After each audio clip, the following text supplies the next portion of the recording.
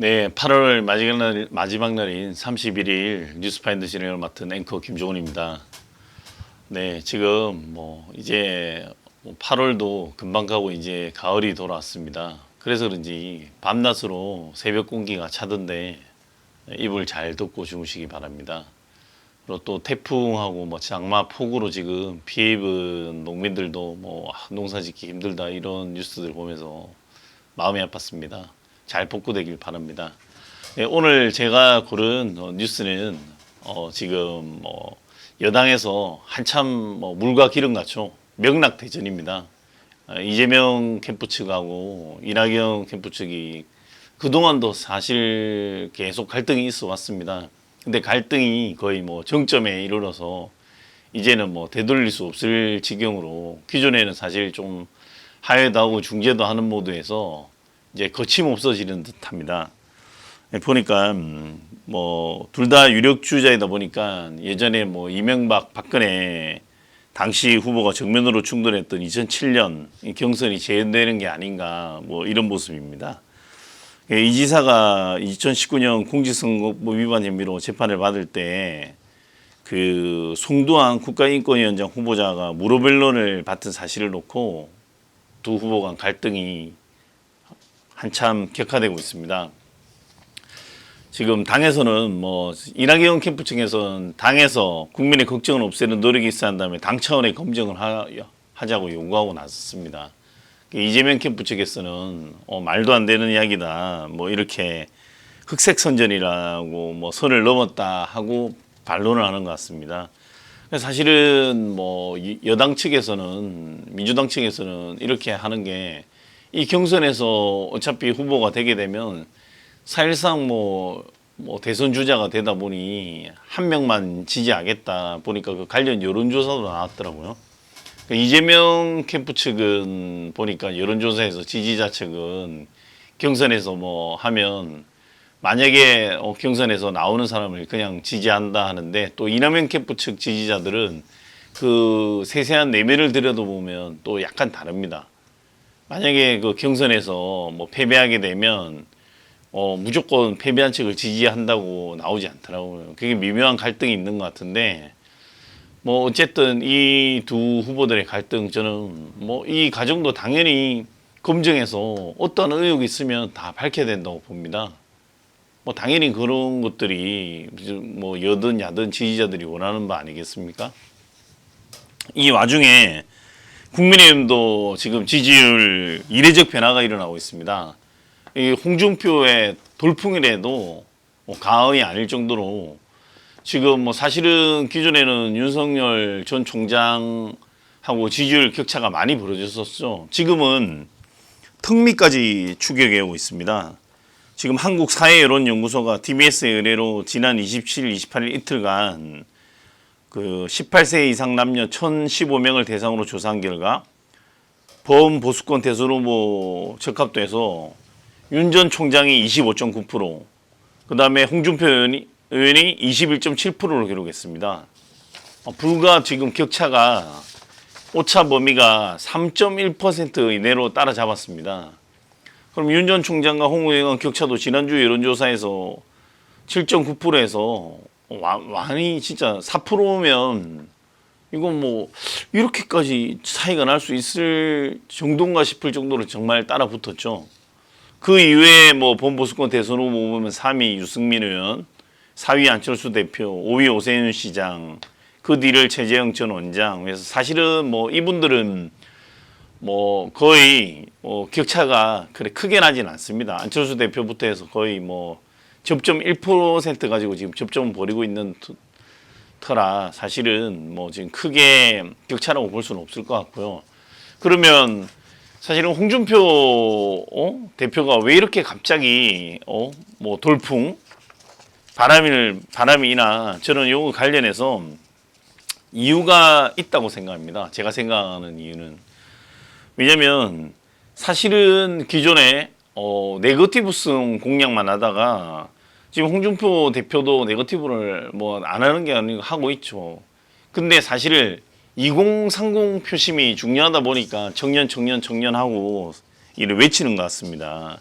근데 홍준표 후보가 제가 앞서도 한번 짚어줬지만 공약 중에 사시부활이라든지 지금 뭐 로스쿨 폐지하고 그다음에 뭐 의전 뭐 이런 것들이 일부 있습니다. 이게 뭐냐면 청년들이 생각했을 때는 기존에 지금 민주당들이 하고 있는 주장들이 공정하지 못한 것들이 많이 보이고 조국 뭐 사태를 보면 알겠지만 어쨌든 이 청년들이 생각했을 때는 이 페어플레이하지 못하다는 것들이 상처로 다가가는 거죠. 지금 앞서 뉴스들은 그 조국 전 장관이 이게 뭐 사실 실제 했냐 안 했냐 이 검증 과정에서 재판 실형을 받냐 마냐 뭐 이런 것들에만 많이 집중을 하는데 이 법이 왜 존재하는 거겠습니까? 뭔가 이 해결하지 못하는 걸 해결해주고 그래서 법대로 하자 이런 말도 나오잖아요. 그러면 청년들은 왜 그런 말 하겠습니까? 그러면 부산대 그 의전원 입학 취소 결정이 났는데 그러면 그 입학 취소 결정으로 인해서 그러면 한 명이 더 만약에 입학했어야 될 그 당시에 학생 한 명이 피해를 입었을 수도 있죠. 다른 학생이 조국 장관 딸 조민 학생 때문에 피해를 입었을 수 있단 말이다. 한 명이. 이런 부분들을 간과하는 거죠. 청년들은 이런 것들에 공감이 안 가는 거죠. 왜 피해를 입어야 되고 돈 있고 힘 있는 사람들은 뭐 표창장이 됐든 엄마 찬스가 됐든 아빠 찬스가 됐든 이런 페어플레이하지 못한 짓을 하냐. 그러면 우리 로스쿨도 마찬가지입니다. 뭐 지금 의전원도 마찬가지고 힘 있는 사람들은 어떤 추천장이든 아니면 지금 뭐 그때 봤던 것처럼 뭐 아버지가 있는 곳에 가서 뭐 아르바이트를 한다든지 아니면 아르바이트를 하지 않고 뭐 아르바이트를 했다고 한다든지 이런 찬스가 있지만 뭐 예를 들어서 시장에 장사하는 평민들 우리 평범한 주부들 이런 사람들 어디 가서 추천장을 받으며 어디 가서 아르바이트를 하겠습니까? 없는 걸 만들어낼 수도 없고 또 그런 것들은 소위 말하면 그런 입학 사정할 때 보면 이 기득권을 가지고 볼 수 있는 것들이 아니죠. 이런 것 때문에 사실은 홍 의원의 지금 이런 소위 지지율 특미 추격 4% 격차로 추격한 게 이건 뭐 제가 추격하라고 한 것도 아니고 제가 뭐 이런 걸 뭐 지금 아까 말한 한국사회여론연구소 조사도 마찬가지지만 사실은 홍준표 전 의원을 뭐 싫어하는 윤석열 지지자 측에서는 뭐 일시적이다 그럴 수도 있지만 이런 공약이 그만큼 중요합니다. 윤석열 전 총장도 공약 보니까 저도 되게 공감이 가는 게 있었습니다. 보면 소위 말하면 지금 뭐 전세난 이런 여러 가지 지금 뭐 집값도 폭등하고 이런 주 원인이 뭐겠습니까? 임대차 3법입니다. 그러니까 윤 전 총장이 임대차 3법을 좀 뜯어 고치겠다.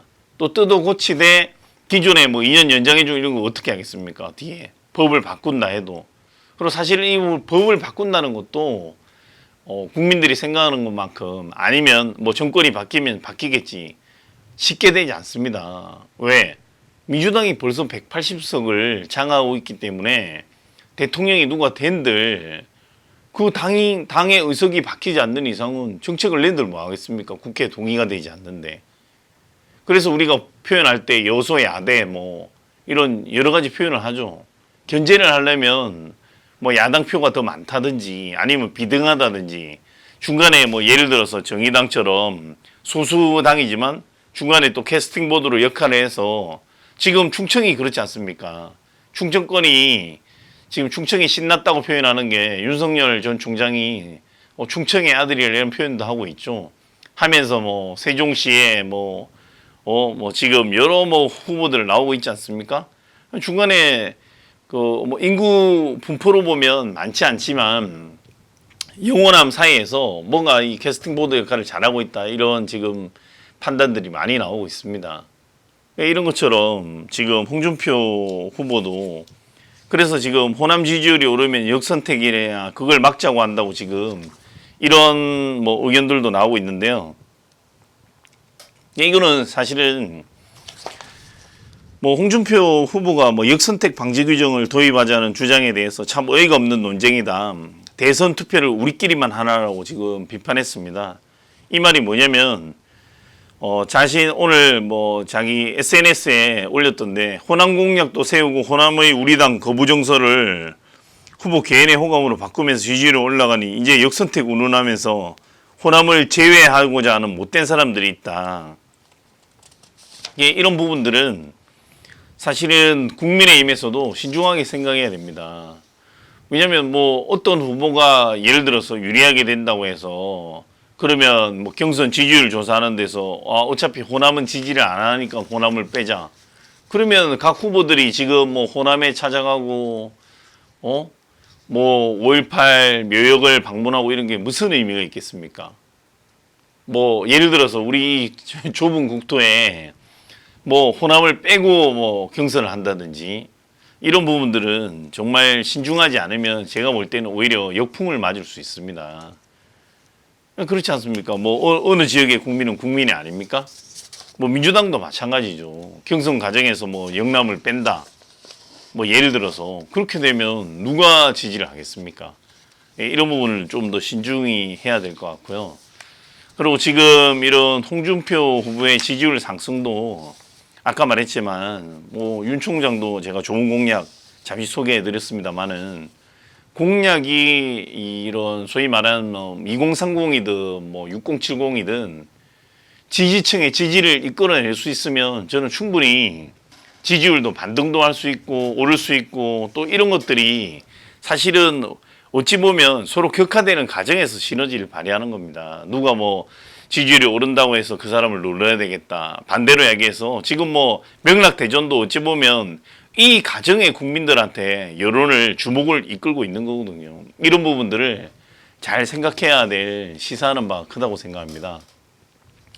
그래서 제가 오늘 고른 앵커의 한마디는 페어플레이 하자입니다. 페어플레이가 뭐겠습니까? 어떤 사람이 들어오든 간에 공정한 경쟁을 하자는 겁니다. 공정한 경쟁을. 룰도 마찬가지입니다. A가 들어오든 B가 들어오든 C가 들어오든 룰이 바뀌어서는 안 됩니다. 뭐 지금 뭐 민주당에서도 명락대전하지만 이 본질은 똑같죠. 검증할 게 있으면 검증하고 잘못된 게 있으면 뭐 잘못된 부분에 대해서 짚고 넘어가면 될 일입니다. 지금 뭐 물과 기름 뭐 이런 부분에 대해서도 서로 뭐 막연한 비방, 뭐 근거가 없는 비방을 하면 문제가 되겠지만 어떤 논란의 소지가 있고 문제가 있으면 해명할 건 해명해야죠. 그게 뭐 정정당당한 거 아니겠습니까? 제가 오늘 하고 싶은 말은 페어플레이에서 이 경선이 좀 더 국민의 지지를 얻고 지금 이야기한 것처럼 공약이 많이 나와야 됩니다.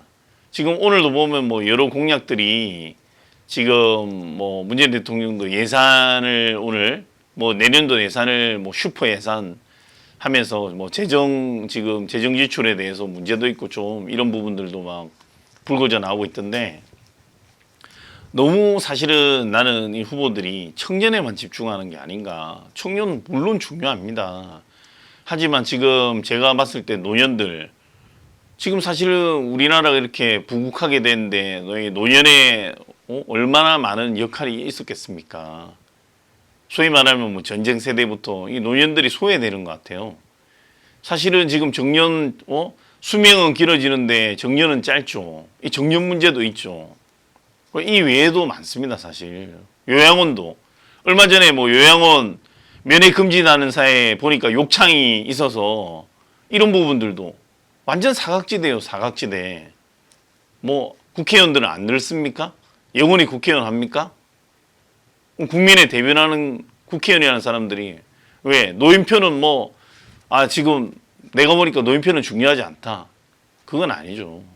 골고루 우리가 뭐 지금 사실은 주부들이 육아 문제에 있어서도 청년들이 사회에 나와서 활동할 수 있게 여성들이 활동할 수 있게 이런 정책처럼 고루고루 정책을 살펴봐야 될 때라 생각합니다. 모두 다 페어 플레이 했으면 좋겠습니다. 날씨 쌀쌀해집니다. 가을에 감기 조심하시고요. 오늘 시청해 주신 여러분 감사드립니다. 감사합니다.